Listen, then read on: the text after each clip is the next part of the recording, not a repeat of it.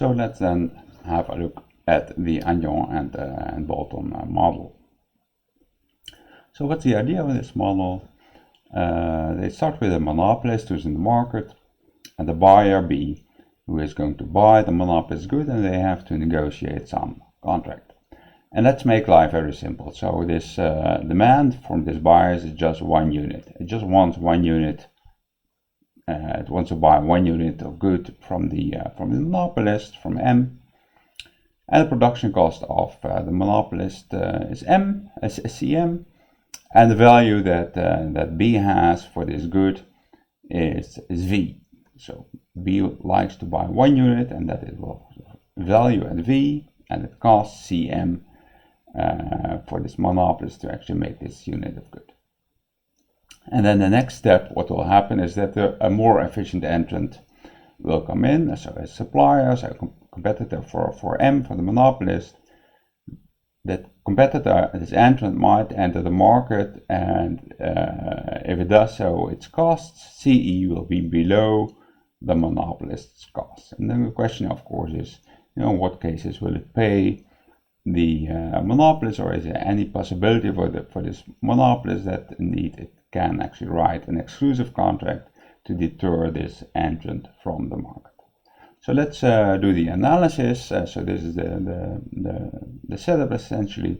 So the monopolist would be supplier A, and we are going to ask, can the supplier A, can it actually write a contract with the retailer, who would be the buyer B, so that this retailer is not actually going to buy anything from this new entrant who is supplier B. So the analysis is actually on the slides, but let me do this actually for now on paper as well. So here we are on paper. Let's have a look. So if there's no entrant, so no entry, we might, as a sort of benchmark, first see what's happening in that case.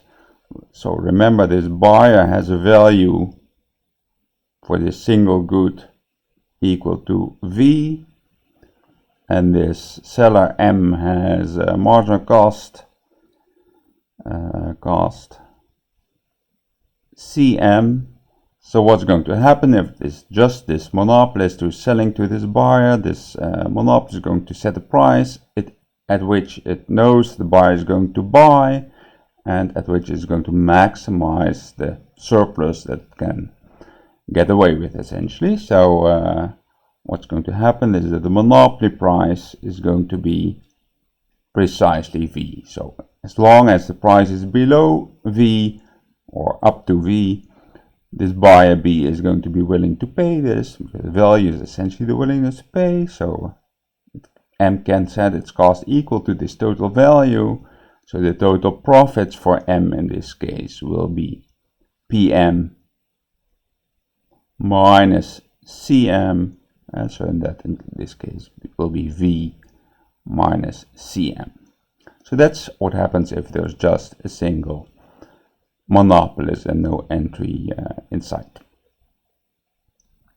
So now the question is, what's going to happen if an entrant might come in? So if there's no exclusive contract whatsoever, so if the entrant comes in, and the entrant has cost CE, which is going to be below CM, so it's more efficient, then of course there will be potential competition. There will be actually competition between these two suppliers, the entrant and the monopolist. Who's going to win? Well, obviously the firm which has the lowest cost. So the entrant is going to win this competition. It's going to sell to this buyer in order to persuade the buyer actually to buy this single good. It's a 1 unit of good. It will have to outbid the monopolist, but the lowest price, the lowest the monopolist can go is to its marginal cost, because if it would sell at the lower price, it would make a loss actually.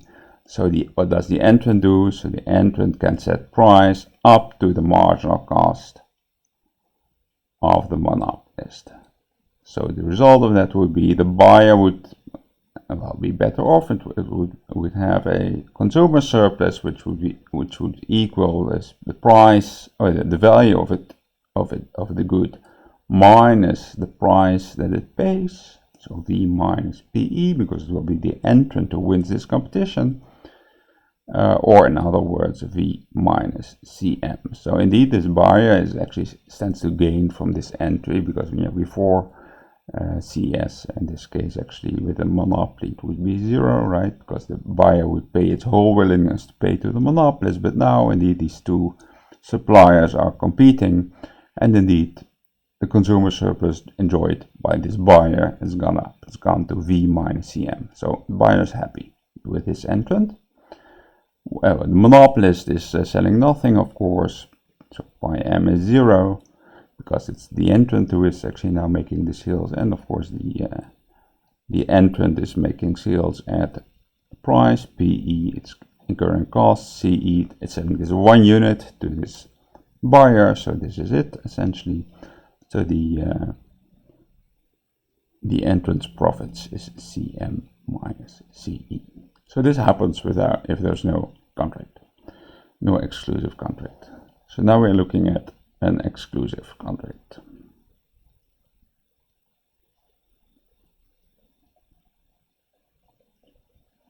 So the type of contract that Aghion and Bolton introduced here was sort of special. It was a contract which included a payment for damages. So what does that mean?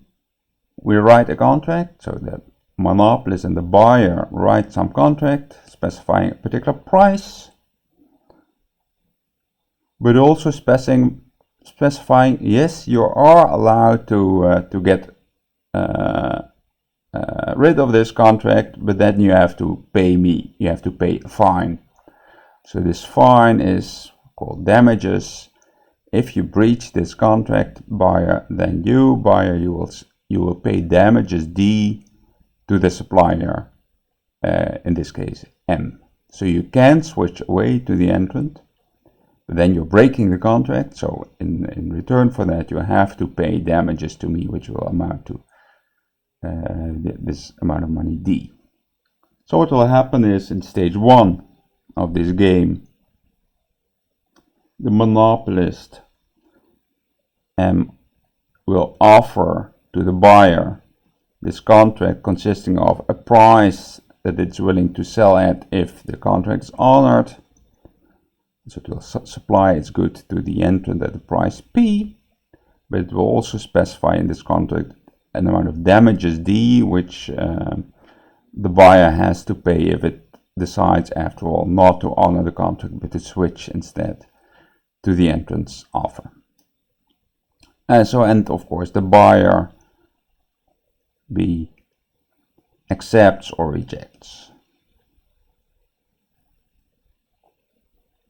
Of course, if it rejects, we'll end up in this phase, because then the entrant will come in, and indeed the buyer makes this V minus CM, so it can anticipate that that's a surplus that the buyer will get in case the entrant comes in, but it might actually accept this contract if this is going to turn out to afford the buyer at least as much consumer surplus. So that's the question. Can we design such a contract that makes the buyer at least as well off, but which has this exclusivity contract in place? So then in stage 2, this entrant enters or does not enter. So of course, if the buyer rejects, then the entrant will come in, because it will make this these profits CM minus CE. But we'll see what happens if this contract was accepted by the buyer. So if there is now an exclusive contract in place, will this buyer actually switch? So suppose indeed B accepts contract. So there is this contract.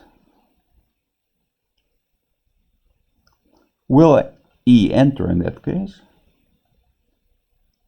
Well, only if it can outbid the monopolist's contract, the contract that is in place. So in this case, the entrant will have to persuade the buyer to break up the contract it has with the monopolist and instead switch at a lower price, obviously, to the entrance good. So what requirement does that impose on the entrant? It will have to offer a price, PE, but it will also have to make good this consumer, so it will also have to pay it will have to make sure that the price plus the damages that the consumer will have to pay if it wants to buy it from the entrant, that should still be lower or equal to the price P that the consumer would pay to the monopolist if the consumer does not, if the buyer does not break its contract. So if it does not break its contract will pay P. If the consumer decides, if the buyer decides to break its contract, it will pay the lower price, presumably PE, but it will also have to pay the damages D to the monopolist. So the price that the entrant can offer in order, and which would induce the buyer to indeed switch away and break the contract, would have to satisfy this inequality. Otherwise, the buyer will say, no, I'll just stick with my own old contract, thank you. Of course, that's one requirement. The buyer needs to switch, but of course we also want the entrant to make a profit. So what does that entail? Well, of course we need that PE minus CE, which is the profit that the entrant will make. Well, of course that needs to be at least as big as 0, right? Because otherwise this will result in a loss. Or in other words, PE should be at least as big as CE. So what can we do in order to entice this, or to make sure that the entrant will have a chance of entering? Well, if that's to happen, then we have to make sure that P minus D over here should be bigger than PE, but PE should again be bigger than CE. So you can make sure that such a price happens as long as P minus D is bigger or equal to CE. So then any price in between is what the entrant can use to enter profitably and to induce the consumer to accept its contract, and the entrant can enter. So if the monopolist and the buyer now enter a contract in which they agree a P and a D, so a price and an amount of damages, such that P minus D actually equals C of E, well, that will be marginally sufficient for to allow the entrant to enter, to make the buyer at least as well off, in order to make non-negative profits. So that's actually what the monopolist and the buyer can do. They can set a contract which has which satisfies P minus D equals to CE. In that case, the buyer will accept, or might accept, we'll see about that later actually. So we'll make sure that P is low enough that the buyer accepts. In that case, the E at least can enter profitably, at least without making a loss, and sell to the buyer. So P minus D, the price minus the amount of damages, equals the marginal cost of this entrant. So what's happening now? What are the different profits that these various players are making? Well, by M in this case, well, they've concluded this contract, P and D. Well, in the end, it's the buyer is going to break the contract, so it's not going to pay the P. It's going to pay the damages to the monopolist instead. So the monopolist is actually earning D. It's earning these damages from the buyer, because the buyer is going to break the contract and pay the damages. The buyer earns a consumer surplus. Well, what's that going to be? It's going to buy the product, which is worth V, and it's going to pay PE, because it's going to buy from the entrant, but it also has to pay D, because it has to pay the damages because it's going to break the contract. Or in other words, so PE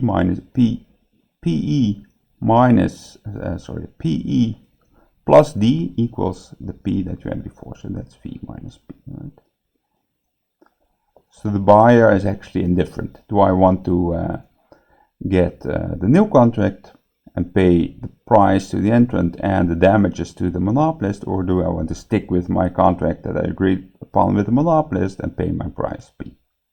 What does the entrant get? Well, the entrant gets PE minus CE, because it's selling to the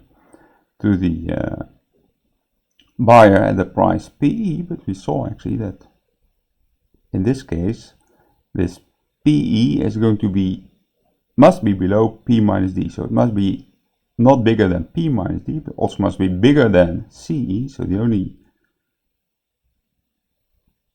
thing which can happen to make sure that these inequalities are verified is that actually the price that the entrant can sell at is just going to be made equal to CE.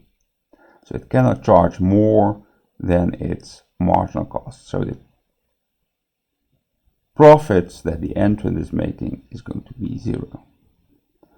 So what do we see? Instead of having the entrant making the profit CM minus CE, in this case we see the monopolist making profit D, the entrant makes nothing, and consumer surplus is V minus P. So the total surplus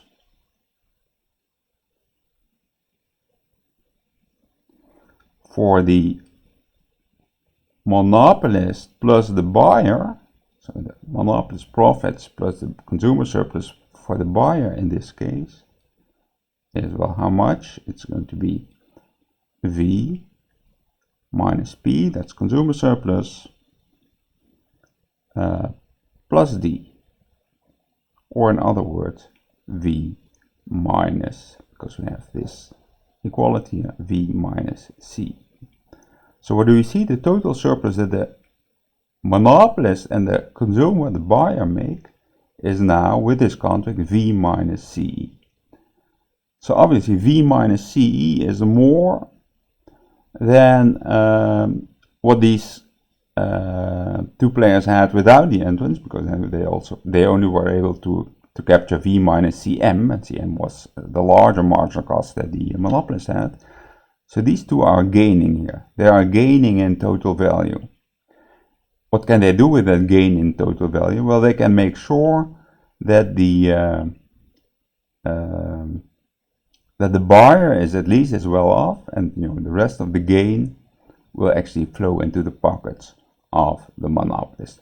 So these two guys are better off as a result of this damages contract, this P, D contract.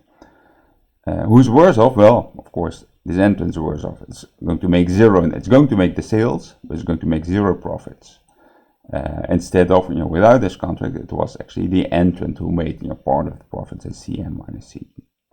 So what this exclusive contract does, and this contract which specifies a price, if you buy with a monopolist, but damages if the buyer breaks the contract and instead buys from the entrant, what it does is it transfers rents that without the contract ended up in the pockets of the entrants.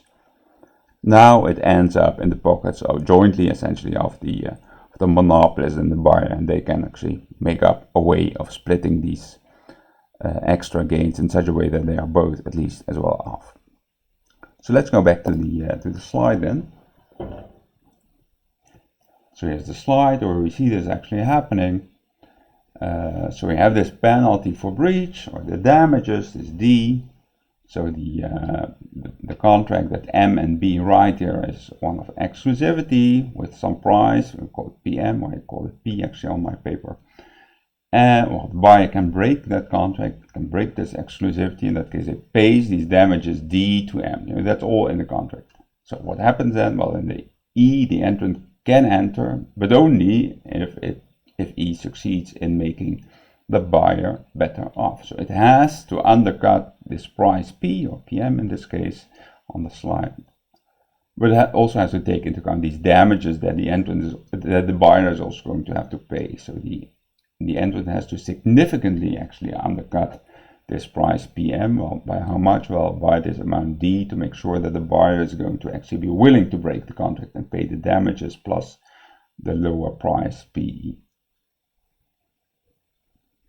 So the buyer makes his or her choice. We're going to buy from M paying PM, or buying from E paying PE to E and damages to M. So we saw that the E is only going to enter if it can offer a price which indeed undercuts this price that's offered by the monopolist by this amount of damages, because otherwise the buyer will not switch. But it also has to make a profit, because otherwise the entrant will not want to actually enter this market. So this PE needs to be bigger than CE. But in order to sort of satisfy both these requirements, the monopolist and the buyer, they can actually choose their price and the D such that PM minus D is actually precisely equal to CE. Or in other words, this damages is the same as the difference between the price specified in the contract minus the cost that are incurred, the marginal cost of the entrant. So in that case, the entrant can enter, but only at a price equal to CE. So the entrant's price is going to be driven down, not to CM as it was without a contract, but all the way down to CE. So what do we have? We have an exclusive contract designed, you might think, to keep this entrant out. Well, that's not what's happening. E is entering anyway. So why did we write the contract in the first place, M and B? Well, because this has succeeded in creating more joint surplus for the two of them. So their joint surplus now is V minus CE, as we just saw, and which is actually bigger than V minus CM, because this entrant is more efficient at a lower marginal cost. E's profits, on the other hand, they used to be, without the contract, they used to be positive, but through this contract, actually all the profits that E would be making is actually reduced, squeezed out, so E actually gets zero profits. So what does that mean? Well, M and B, by being able to make actually more profits by capturing actually all these extra rents that used to end up in the pockets of the entrant, they can actually write a contract involving this price and its damages such that they both get better off, both B and M get better off than without this exclusivity. So for instance, by setting the price equal to the marginal cost of the monopolist and making sure that the damages are exactly this difference in these marginal costs. So in this case, it's going to be the consumer who is actually making the same amount of consumer surplus as if there would be no contract, but the monopolist, on the other hand, is going to make a profit instead of the profit of zero that we had without this contract. So what happens here is that the function basically of this contract is to allow M and B together to cream off the surplus that would have been gained through that is gained essentially by the entry of E. So it's a surplus extraction device. So what we see here is an exclusive contract but no actual exclusion. So in the end, this entrant E actually does enter this market. Outcome is actually efficient, right? So this cheaper guy, so the entrant, is actually delivering products to the buyer. So we have an exclusive contract, but without inefficiency. The only function of this contract is to shift rents from one person, from one firm, namely from the entrant, away to another person, namely the monopolist and the buyer together. So is this problematic? Well, in this model, no, that's not a loss of efficiency. It's too bad for this entrant, it's not so nice, but it's just a reshuffling of rent. So in a welfare sense, this is going to be welfare neutral, right? However, there's a catch here, of course. So what AghionBolton now said is, well, suppose now that we do not actually exactly know ex ante what E's costs are. Suppose we know, yeah, indeed, this entrant that's waiting there on the sidelines, it will have a cost CE, but I'm not actually sure. I don't really know. Is this cost CE, is that going to be lower or higher than the marginal cost of the monopolist? So let's look at the different game where still this buyer is valuing the good. So willingness to pay equal to 1. Marginal cost of the producer is a half, but now CE, so the marginal cost of the entrant, might be either higher or lower than the monopolist marginal cost. So in actual actually in this example it's going to be a uniform draw, so it could be any number between 0 and 1 with equal probability. So perhaps it's more efficient, so it's between 0 and a half, that happens with probability half, but perhaps it's actually not efficient, and then, after all, in that case it would not enter at all, right? It would have a marginal cost which are higher actually than the incumbent's marginal cost, and it would not make any sense to actually enter this market. So in this case, what's the optimal choice of PM minus D? The previous example, PM minus D was set equal to the entrance marginal cost. Well, now in this case we don't know what the entrance marginal cost is, so what should we set it to? Well, what will happen is that, perhaps this entrant will enter. So if it does enter, it will enter at a price that makes sure that the buyer is going to buy. So it will have to match this price PM minus the damages. But it will only do so if that price exceeds this cost CE, which might be anything between 0 and 1. So as M and B, we have to again design, we also again want to design this contract to extract these rents, but now we don't know exactly how large those rents are. So we have to write a contract here which trades off the capturing of all the rents. So we would like to make PM minus D as low as possible, but slightly above CE. But we have to be aware that we don't want to make this wedge too large so that this entrant cannot actually meet that price, so it will not allow the entrant in. So we have to make this trade-off here. So what will we do? Well, we are M and B, the monopolist and the buyer. We try to maximize, we want to maximize the amount of rents that we can squeeze out of this entrant, but we might make a mistake. We might go a bit too far because we were too positive, too optimistic about the low cost of the entrance. So what do we need to do? We need to choose this PM minus D, so the price basically which this entrant will have to match in order to maximize the surplus that we extract. Well, it's going to depend on, first of all, we don't want to make this wedge too large, or this delta too small, because perhaps then the entrant will not come in. So we have to take into account that the probability that indeed the cost of the entrant is indeed lower than this wedge delta that we have here, because otherwise the entrant will not come in. But when it comes in that case, we will actually make this CM minus delta, and that's the amount of rents that we are reshuffling. So we want to maximize that. So this is two competing forces here. So one says we want to make delta as small as possible, because otherwise this entrant will, small enough for this entrant to come in. So to make big enough for this entrant to come in, because that's the first factor here. Second factor says, well, we also want to keep delta small, because that allows us to capture a larger amount of rents from this guy if it does come in. So these are two competing effects, two opposing forces, and we have to balance between those two forces. Well, if you look a little bit at this, if you plug in the values, this is the maximization problem. Find the delta which maximizes this. Well, this is just like a monopoly pricing problem. We want to find the price which does allow us to extract rents from a monopolist, rents from a consumer, but does not make this consumer, not deter this consumer basically from buying. So we have to steer away from both dangers basically. So the delta star, the optimal delta here will be in between the 0.5 levels in this case, of course. So delta star in this case will be a quarter, and this is actually what you will be doing in your doing yourself in one of the exercises in the tutorial.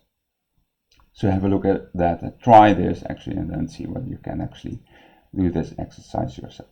So in the end, we still have to set what, we know what P minus D is, so that's this delta, it's going to be 1/4. So for instance, a combination PM equals 3/4 and D equals 1/2 works, and that happens to be because 3/4 minus 1/2 indeed is 1/4. And this happens to be the combination which leaves the buyers exactly equally well off with or without the contract, and all the extra rents then end up in the pockets of this monopolist. And of course, it's the entrant again who is losing here. So the summary here is for this AghionBolton model, these two incumbents, if you wish, the monopolist, supplier incumbent, and the buyer is already there in the market. They will think, oh, it's actually a good idea to have this exclusive contract with these damages, and because this entrant is going to have to compensate those damages, and by doing so, we'll give up the rents, and we, M and B, we can share those rents. But if we do not exactly know how large these rents are, then we have to be careful. We don't want to try to extract too many rents, because then the entrant will not be able to afford giving up those rents anymore, and we end up with nothing. So we have to steer clear of basically both sides here. So in this case, there might be actual exclusion, but in that case, that would be an accident. We would like this entrant to come in and to give up those rents. If we do exclude, well, then inadvertently we have chosen our delta too small so that the entrant cannot actually match this. So this is a model in which we do see exclusion, but not intended. So it's an unintended exclusion. So in the next model, actually, we're going to look at exclusion where exclusive contracts where exclusion is the intended and also equilibrium result of the contracts that are written. So we'll have a look at that next.